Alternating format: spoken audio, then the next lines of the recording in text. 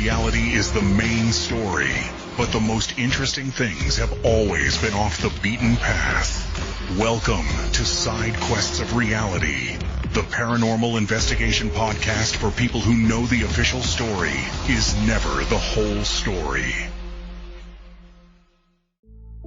I want you to put yourself in a very specific scenario for a moment. Just imagine you're in the heart of a major North American city. Okay. It's November. You're 17 stories up, floating on your back in a heated rooftop pool. Sounds pretty nice, actually. Right. The air above the water is that crisp, biting, late autumn cold that makes your lungs sting just a little bit, but the water itself is steamy. It's completely comfortable. Mm-hmm. And it's an indoor-outdoor pool, meaning you've just swam through this little transparent tunnel from the inside of a massive luxury hotel out into the open air. You're surrounded by 2.5 acres of these manicured, elevated gardens. Wow. Yeah. And you tilt your head back to take in the Montreal skyline. And right there, hovering completely silently directly over your head, is a massive metallic object emitting these brilliant, distinct beams of green, amber, and yellow light. It's just, it paints a very cinematic picture, you know? It really does. The immediate instinct when hearing a description like that is to assume it's the opening tracking shot of a high-budget science fiction film. Yeah, exactly.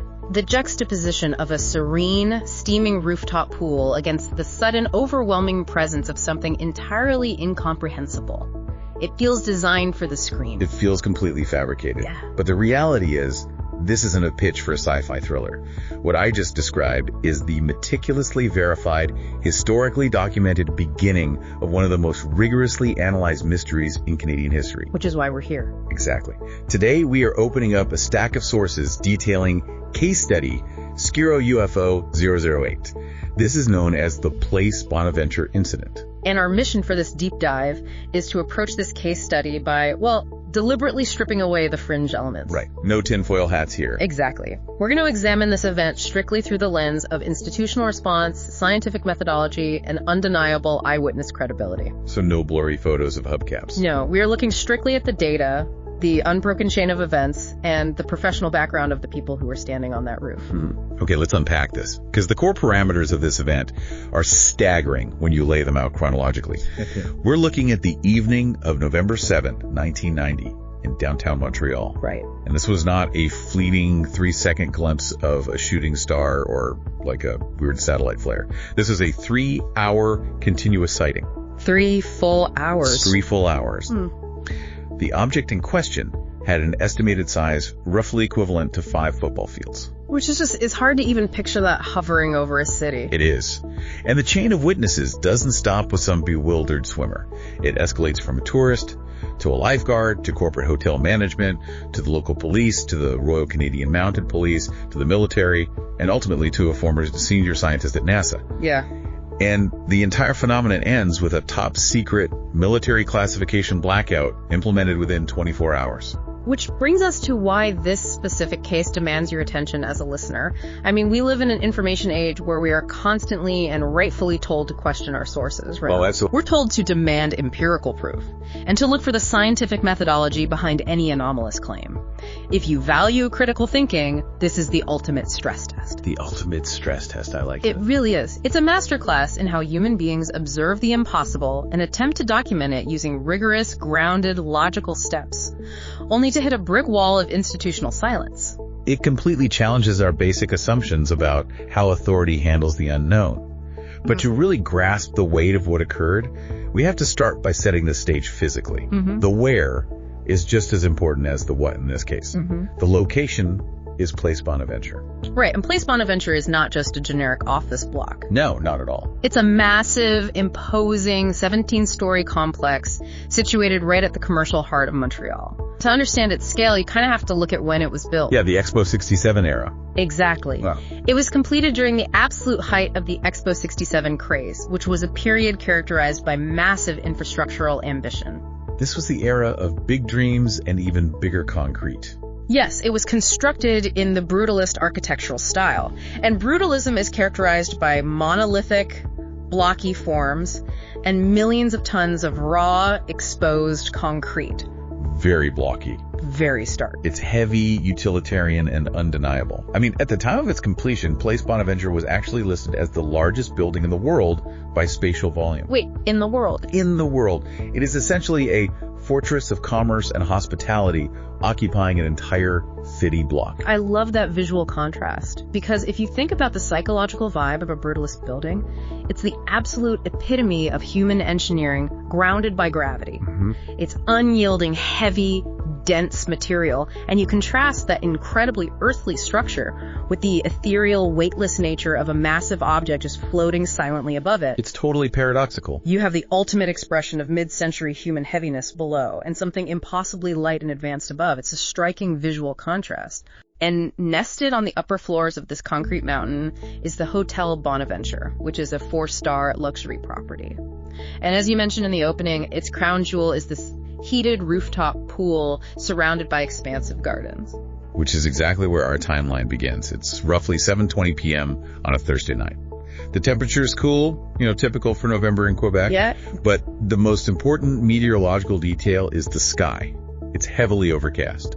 The clouds are a thick, low-hanging deck that continues to drop as the evening progresses. And that overcast sky is a crucial piece of the analytical puzzle right from the very first minute. I want to stop you there because my immediate thought, and probably the thought of anyone listening, is that clouds are the enemy of observation. Usually, yes. Like if you want to see something in the air, you want a crystal clear night, right? Why is bad weather helpful here? Well, you would want a clear sky if your primary goal was capturing a perfect high-contrast photograph. But from a purely scientific and investigative standpoint, a thick, low overcast sky is invaluable because it immediately acts as a massive filter. Oh, a filter for what?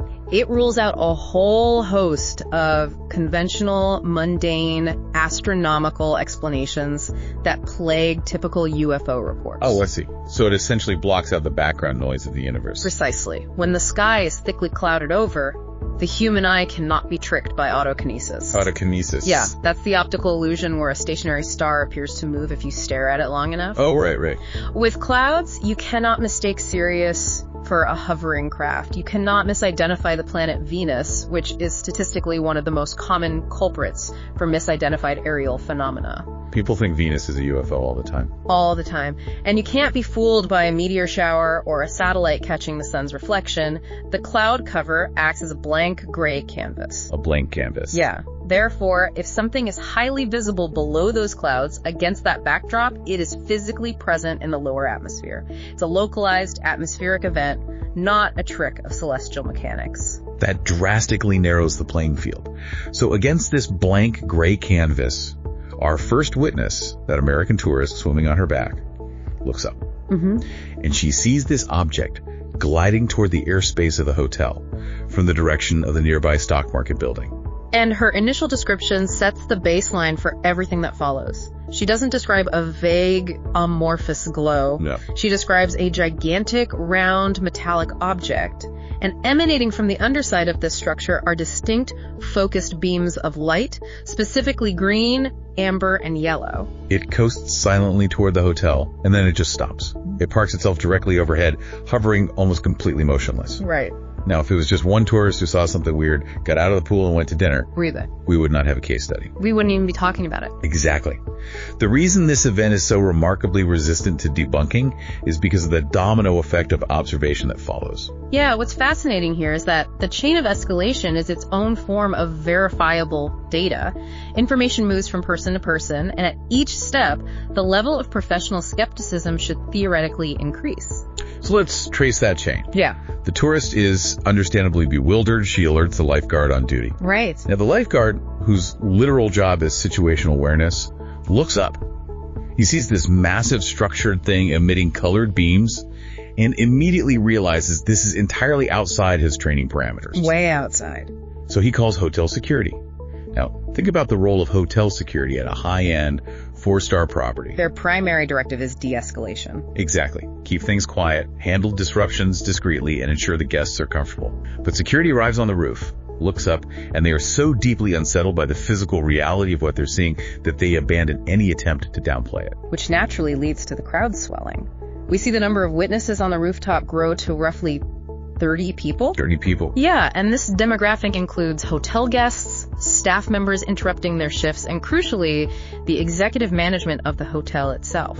I really want to dive into the psychology of that specific group of people. Because when the general public hears the phrase UFO sighting, there's an immediate, culturally ingrained stereotype of who the witness is, right? Oh, absolutely. The stereotype is usually someone with a pre-existing bias. You know, an enthusiast who drives out into the desert with a lawn chair, night vision binoculars, and a radio scanner, actively hoping to intercept something anomalous. Exactly. Sorry. I mean, that's the core issue. Confirmation bias. Yes. If you want to see a flying saucer badly enough, a weird drone or an experimental military jet is going to look like a flying saucer to you. Mm-hmm. Your brain fills in the gaps. Mm-hmm. But the people standing on the roof of the Hotel Bonaventure were the absolute antithesis of that demographic. They were everyday professionals and tourists engaged in mundane terrestrial activities. None of them had a vested interest in a paranormal outcome. Not at all. In fact, for the corporate management of a luxury hotel, a paranormal event is the last thing they want. It is a massive liability. It disrupts business operations, unnerves guests, and invites an unwanted media circus. Right. Put yourself in the shoes of the hotel manager for a second. Your career relies on appearing competent, grounded, and in control of your property. Exactly. At what point do you pick up a phone and call the municipal police to report giant glowing lights in the sky? It's a huge risk. Think about the sheer threshold of professional embarrassment you have to cross. If the Montreal police show up and it turns out to be a promotional blimp or a weird reflection from a construction crane across the street, that manager looks completely ridiculous. It's a career-limiting move. That's a highly astute point regarding the sociology of the event. The threshold for risking that level of professional humiliation is incredibly high. So high. A corporate manager only makes that phone call if what they are observing is so undeniably physical, so massive, and so far outside the bounds of normal human activity that the fear of looking foolish is completely overridden by the sheer pragmatic need for official governmental intervention. They just needed someone in charge. They needed authority figures to take responsibility for the airspace. So that agonizing choice is made. The call goes out to the Montreal police. The first responder to arrive on the scene is Officer François Lippé. Right. He heads up the elevators to the 17th floor, walks out onto the pool deck, and looks up. And according to the historical sources, he doesn't try to manage the crowd. He doesn't offer a platitude about weather balloons. No, he doesn't. He's instantly baffled. He recognizes immediately that this is a structural anomaly way beyond the scope of a beat cop, so he kicks the problem straight up the chain of command. He calls his direct superior, the neighborhood post commander, a man named Robert Masson. And the arrival of Commander Masson is the fulcrum upon which the entire credibility of this case rests. He's the MVP of this deep dive. He really is. This is the exact moment the incident transitions from a passive viewing experience by bewildered civilians into an active, real-time scientific investigation conducted by law enforcement. Commander Masson is the anchor here. The reason we are still analyzing this decades later is because of his incredibly sound on-the-fly methodology. He doesn't panic. He doesn't blindly speculate. He relies on procedure. Masson steps onto the roof and is confronted with this massive silent object with its ring of lights. But rather than succumbing to awe, his investigative training takes over. He treats the airspace not as a spectacle, but as a crime scene. And the first rule of a complex scene is to preserve evidence and methodically eliminate variables. And his very first move is a masterstroke of practical skepticism. He looks at this massive illuminated shape, he looks at the low cloud deck, and a perfectly rational thought crosses his mind. He thinks, could this just be a complex optical illusion? Is it possible that the massive array of construction and promotional spotlights from downtown Montreal are simply bouncing off the bottom of these clouds, creating the illusion of a solid structure? Which is a brilliant, scientifically grounded hypothesis. It makes total sense. Light pollution in a dense urban center interacting with a low, thick cloud ceiling can create bizarre, diffuse phenomena. It is the most logical, mundane explanation. So how does he test it? He gets on his police radio, contacts city dispatch, and he essentially orders a localized blackout of the sky. Yes. He commands that all major downtown spotlights, the promotional beams, the construction floods, the architectural uplighting be physically turned off. I want to pause and emphasize how exceptionally rare this is in the historical annals of unidentified aerial phenomena. It never happens. You almost never have an observer who possesses the municipal authority to alter the physical environment of a major city in real time to test a scientific hypothesis. Masson actively eliminated the primary source of artificial light as a variable. He literally flicked the switch on the city's light pollution to see if the UFO would vanish. And it didn't. It didn't. The city below went dark, but the massive metallic object with its green, amber, and yellow beams remained perfectly visible, completely unchanged, hovering silently. The reflection theory was dead on arrival, killed by the scientific method applied by a police commander. Having empirically eliminated the reflection hypothesis, Masson moves to the next massive problem scale. Right. He needs to figure out exactly what he is dealing with in terms of physical dimensions. He needs a measurement. Here's where it gets really interesting, because this is where human biology becomes a problem. As a species, we are notoriously terrible at judging the size and distance of objects in the sky. If you see a light in the dark sky without a horizon or a reference point, your brain is just guessing. It could be anything. It could be a drone hovering 200 feet away, or it could be a Boeing 747 cruising at 30,000 feet. Without context, it's just a dot. To measure something unknown in a three-dimensional void, you must compare it to something known. You need a geometric baseline. And in a stroke of incredible serendipity, Masson is handed one. While Masson and his officers are observing the object, he's actively in contact with the local airport control tower. The tower informs him that they are currently tracking a commercial cargo plane on their radar, inbound over the city. Right. And this specific cargo plane flies directly into the visual field of the 30 witnesses on the hotel roof. In fact, it visually passes through the airspace between the hotel roof and the hovering object. The profound mathematical importance of this event cannot be overstated. Masson now possesses a verified, known baseline. The airport radar confirms the cargo plane is flying at an altitude of exactly 6,000 feet.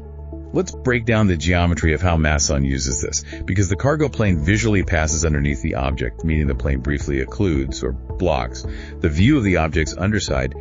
Masson definitively knows the object must be higher than 6,000 feet. Based on the visual layering and the distance between the two, he conservatively estimates the object's altitude to be between 8,000 and 10,000 feet.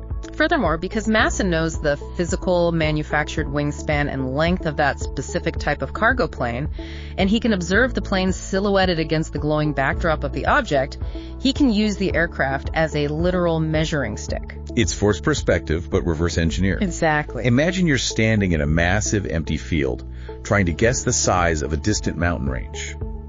It's nearly impossible. But then a friend walks halfway across the field and stands next to a pine tree. You know your friend is exactly 6 feet tall. Right, you have a reference. You look at your friend, you look at the tree, and you look at the mountain behind them. Suddenly, your brain has the trigonometric baseline required to realize how massive the mountain actually is. Masson did that, but with a commercial aircraft and a hovering anomaly.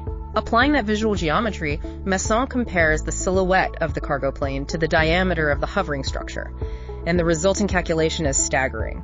He estimates the object is approximately 540 meters wide. 540 meters. Yeah. To put that in perspective for you, that is roughly the size of 5 full-size American football fields laid end to end. It's unfathomable. 5 football fields hovering silently over downtown Montreal. And again, this isn't a civilian prone to exaggeration. This is a trained police commander using a radar-verified benchmark doing the geometric math. Yes. So my immediate thought is this. If a physical metallic object the size of an aircraft carrier is hovering over a major international city, the military and airport radar systems must be going absolutely crazy. You would think so. The screens must be lit up, alarms must be sounding, fighter jets should be scrambling. Logic dictates an overwhelming technological response, but the exact opposite occurs. And this is the pivot point where the incident deepens from a highly unusual visual oddity into a profound technological impossibility. Masson is on the radio with both the military radar outposts and the civilian airport tower. He is explicitly asking them, I am looking at a massive structure at an estimated 8,000 to 10,000 feet directly above my coordinates. What are you seeing? And their answer across the board is absolutely nothing. Nothing. The radar operators confirm their equipment is functioning flawlessly. They are perfectly tracking the cargo plane at 6,000 feet, but in the airspace directly above that plane, where Messon and dozens of witnesses are staring at a 540-meter wide structure, the radar detects a void. Wait, I need to push back on this because we need to clarify how radar actually works. If 30 people can physically see a giant object, how is it possible the airport radar is completely blind to it? It's a great question. Isn't radar designed specifically to bounce off massive metal objects? Could the radar have simply been malfunctioning in that specific sector? A localized malfunction is highly improbable given that multiple independent radar arrays, both civilian and military, corroborated the same void while simultaneously tracking known aircraft in the same vicinity. To understand the anomaly, we have to look at the mechanics of primary versus secondary radar. Right, break that down for me. What's the difference? Secondary radar relies on cooperation. An air traffic controller sends a signal to an aircraft, and a transponder on the aircraft actively replies, "I am a Boeing 737 at 10,000 feet." So it's basically pinging the plane. Exactly. It's essentially a roll call. If an object doesn't have a transponder, it won't show up on secondary radar. But primary radar does not require cooperation. Primary radar blasts out intense bursts of radio frequency energy. Okay. If those radio waves hit a solid object, like a flock of birds, a rainstorm, or a 540-meter metallic hull, the waves bounce back to the receiver. It's echolocation with electromagnetic energy. So it's the difference between shining a flashlight in the dark to see what the light bounces off of versus asking someone to shout out their location. An excellent analogy. Primary radar is the flashlight. And for an object of that magnitude to evade a primary radar sweep, it must manipulate the physics of the radio waves. Which means what, exactly? It requires either an incredibly advanced stealth architecture using sharp geometric angles to deflect the radio waves away from the receiver, or it must be coated in a radar-absorbent material that traps the electromagnetic energy. Wow. Alternatively, it must exist in a state of matter that simply does not interact with radio frequencies in a conventional way. Which implies that whatever Commander Masson is looking at is employing technology that the combined forces of the Canadian and American militaries did not publicly possess in 1990, and frankly would struggle to deploy on a structure the size of 5 football fields today. It is defying applied physics as we understand it. As the evening stretches on, this technological impossibility remains parked in the sky. By 9 p.m., the object has been hovering for nearly an hour and 40 minutes. Yeah. The initial shock has worn off, replaced by sustained observation, and this is when the Presse arrives. You cannot keep a localized event of this magnitude quiet for long, especially not with unencrypted police radios constantly chattering about it. Not a chance. 2 reporters from the major French-language daily newspaper, La Presse, catch wind of the situation and rush to the hotel. Their names are Jules Belliveau and Marcel Laroche. The introduction of the Presse provides us with yet another distinct layer of professional witness credibility. Jules Belliveau later shared a fascinating, highly revealing anecdote about his arrival at the building. Oh, what was the anecdote? Belliveau described rushing into the hotel lobby and getting into the elevator to head up to the 17th floor. Inside the elevator with him is a Montreal police officer who is just arriving on the scene as backup. Okay. And this officer is treating the entire dispatch like a practical joke. He's chuckling, making sarcastic remarks to Belliveau about whether he's going to need to unholster his service weapon to fight off the little green men. Of course he is. He's completely dismissive, fueled by bravado. Which is the most natural human defense mechanism against the absurd. We mock the unknown until we are forced to confront it directly. Exactly. So the elevator doors finally open on the rooftop pool deck. The officer steps out, still smirking, and looks up at the sky.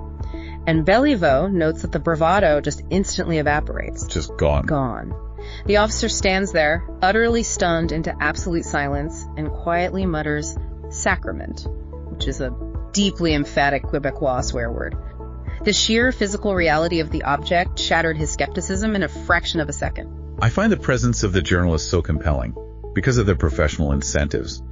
Having worked around newsrooms, I know that a journalist's default setting in a situation involving a quote-unquote UFO panic is deep, cynical skepticism. Oh, absolutely. Their professional goal is to arrive, find the mundane explanation, debunk the hysteria, write a witty, slightly condescending piece mocking the panicked tourists, and go home. Why didn't Belliveau and Laroche do that?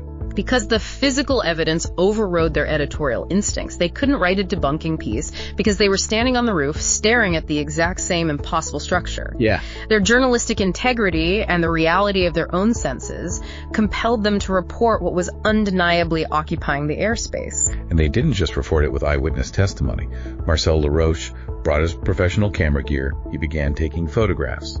And those photographs remain the primary verified visual record of the incident. Now, we must temper expectations regarding the photos. Given the technological limitations of 1990, shooting at night against a thick, overcast sky, using high ISO film that introduces grain. These are not crystal clear, high-definition images. Right, they're not 4K video. No, but they are profoundly vital pieces of evidence because they do not show a blurry streak from a moving aircraft or a diffuse glow from a reflection. They show a structured, circular cluster of 8 to 10 bright white rays of light. It's proof that a mechanical or deliberate structure was producing and focusing those lights. So you have this incredibly dense convergence of observation. Mm-hmm. Yep. You have the general public, the corporate management, the beat cops, the police commander, and the major press, all standing together on a brutalist skyscraper watching this thing. And it stays there. For 3 hours, it just hovers, occasionally drifting very slowly northward. Just hovering. But finally, around 10:10 p.m., the weather conditions shift. The overcast sky that had provided such a perfect isolating canvas earlier in the evening starts to thicken considerably. The cloud deck drops. The meteorological conditions deteriorate to the point where the low clouds completely envelop the object. It is physically obscured from view, and once it is swallowed by the cloud deck, it is never seen again. Now, in a rational world, once the anomalous object vanishes, the real heavy-duty investigation should begin. You'd think. The military should swoop in, scientific teams should be dispatched to interview the 30 witnesses, atmospheric data should be analyzed, and public hearings should be held. But that is not what happens. In fact, the institutional response that follows is arguably the most jarring and unsettling fact of this entire case. Within 24 hours of the object disappearing into the clouds, all official governmental files related to the incident, military radar logs, police reports routed through federal channels, are classified as top secret. 24 hours. We need to dissect the timeline of that. How does a bureaucracy move that fast? It generally doesn't, and this raises an important question regarding bureaucratic process. How can a government logically classify an event as top secret before any formal, comprehensive investigation could have possibly been completed? Right, because bureaucracy is inherently slow. Even in 1990, gathering files from different municipal, provincial, and federal agencies, assessing the data, drafting reports, and getting the required sign-offs from generals or ministers to apply a top-secret classification. That is a process that takes weeks, if not months. Usually, yes. To slap a top-secret label on a mass public sighting in less than a single day requires immediate, incredibly high-level intervention. It heavily implies one of two scenarios. Either there is a pre-existing automated protocol for immediately suppressing data regarding massive aerial anomalies, or someone high up in the intelligence chain of command looked at the initial raw data, perhaps combining the visual descriptions with the inexplicable radar void, and instantly recognized it as a technology or an event that could not be permitted to enter the public record. It begs the question, what were they hiding? Or perhaps more chillingly, what did they already know? And the sheer speed and absolute nature of that classification completely alienated the one man who had done all the actual grounded scientific police work, Commander Robert Masson. Which brings us to the emotional and investigative core of this narrative. Robert Masson was a man dedicated to the law. Yeah. He dealt in procedure, empirical evidence, and verifiable facts. He ran the spotlight test. He mathematically calculated the cargo plane benchmark. He provided the military with pristine, actionable data. And the military essentially took his notebook, locked it in the classified vault, and slammed the door in his face. Pretty much. He spent the remainder of his life feeling a profound, lingering sense of institutional betrayal.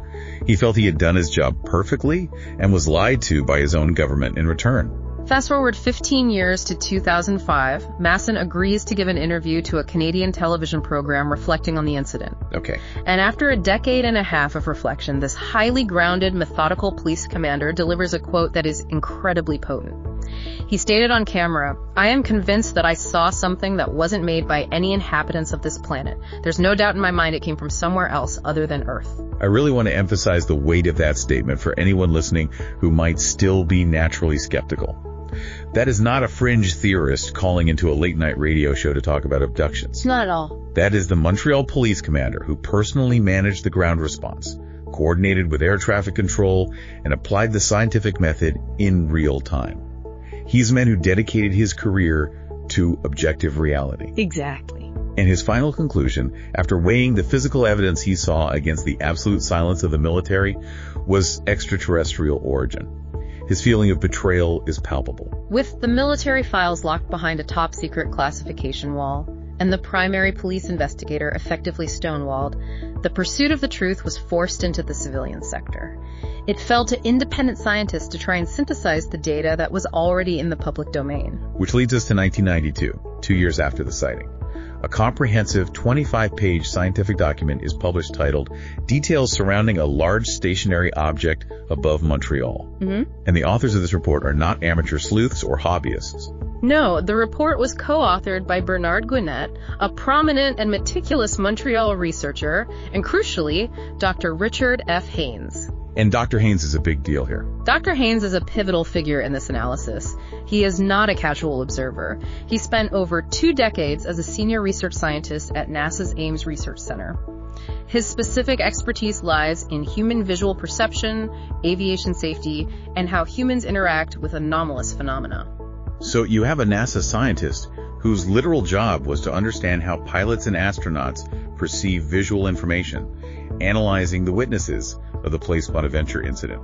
What was their methodology? Gwinnett and Haynes spent 2 years conducting exhaustive interviews with the witnesses. They analyzed Marcel Laroche's photographic negatives. They verified the meteorological data regarding the cloud ceiling. Wow. They cross-referenced the civilian aviation logs detailing the cargo plane's flight path.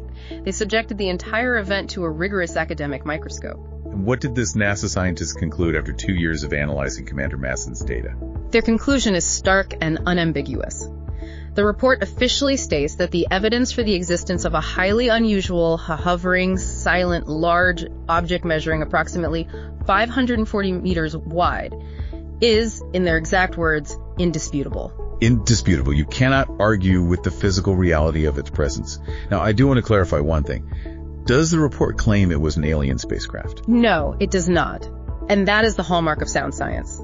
They do not claim it was extraterrestrial because they cannot empirically prove its origin. Right. They stick strictly to what the data supports. They don't know where it came from. They don't know how it was propelled, and they don't know who or what was piloting it.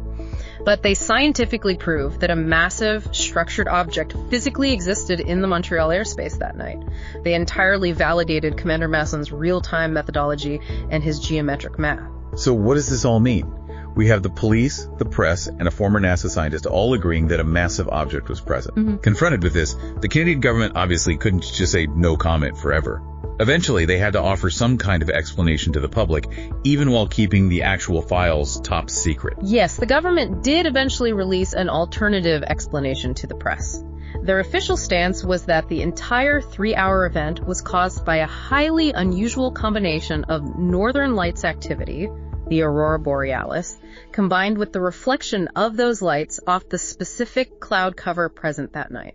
Okay, I want to methodically dismantle that official theory, because based on the physics and the timeline we've just discussed, that explanation isn't just weak. It feels actively insulting to the intelligence of the professionals who are standing on that roof. It really does. Let's break down why the aurora borealis theory completely fails to fit the facts. The official theory collapses under scrutiny on multiple fronts. First, we must look at the physics of the aurora borealis itself. Auroras are created when charged particles from the solar wind collide with gases in the Earth's upper atmosphere, specifically the thermosphere and exosphere. This phenomenon occurs at altitudes starting around 60 miles above the Earth's surface and extending hundreds of miles up. Wait, 60 miles up? Masson estimated the object was at 8,000 to 10,000 feet. That is roughly 1.5 to 2 miles up. The object was below the cloud deck. Auroras happen in space, essentially. The clouds would block the aurora entirely. Precisely. If the sky was heavily overcast with a low cloud ceiling, an aurora borealis occurring 60 miles above those clouds would be entirely invisible to anyone on the ground in Montreal. The meteorological setup actively prevents the government's explanation. That alone destroys the theory. But what about the visual structure? Auroras are diffuse. That is the second major failure of the theory. The aurora borealis manifests as shifting, diffuse curtains, waves, or gaseous clouds of light. But the witnesses, the police, and the journalists consistently described a structured, circular cluster of distinct lights emitting focused, localized beams. Right. Gas in the upper atmosphere does not arrange itself into a metallic saucer emitting spotlights. And more importantly, you can't use forced perspective to measure a cloud of gas. Masson used the hard silhouette of the cargo plane to measure the hard edges of the object. You cannot calculate the diameter of an aurora using a passing airplane because an aurora has no defined physical boundaries. Exactly. The third failure of the government's theory is the radar void. The official explanation completely ignores the context of the radar data. Because auroras wouldn't show up on radar anyway. Right. An aurora borealis would not show up on primary radar because it is an atmospheric light display, not a solid object. However, the government theory uses this fact to excuse the radar void, while entirely ignoring the fact that 30 people visually confirmed a solid metallic structure that blocked their view of the sky above it. Oh, I see. If a solid structure was there, primary radar should have hit it. The government selectively ignores the visual mass to excuse the radar failure. And the final nail in the coffin for the official theory is the reflection aspect. The government claimed it was a reflection on the clouds, but Masson already tested the reflection hypothesis. He literally ran the test. He turned off the downtown spotlights. The phenomenon didn't change. If the object was merely a trick of reflected light, changing the light environment would have altered or destroyed the illusion. The official explanation acts as if Masson's entirely sound, documented scientific experiment never took place. It is a textbook example of an institution attempting to fit the data to a predetermined, safe conclusion, rather than allowing the data to dictate the reality of the situation. The official explanation only functions if you selectively ignore every compelling, verified piece of evidence gathered that night. It is a phenomenal attempt at gaslighting. But despite this incredibly flimsy public story, the government did leave one tiny, completely baffling breadcrumb of acknowledgement years later. It's a detail that feels like a glitch in the institutional matrix. It is a remarkable, almost paradoxical postscript to the incident. Years after the event, the Royal Canadian Mint actually issued a commemorative coin marking the Place Bonaventure UFO Incident. Wait, the Mint? The official federal crown corporation responsible for producing the nation's legal tender. Yes. They minted a physical coin explicitly depicting the glowing object hovering over the hotel. I want to explore the profound cognitive dissonance of that action. Connect this to the broader picture.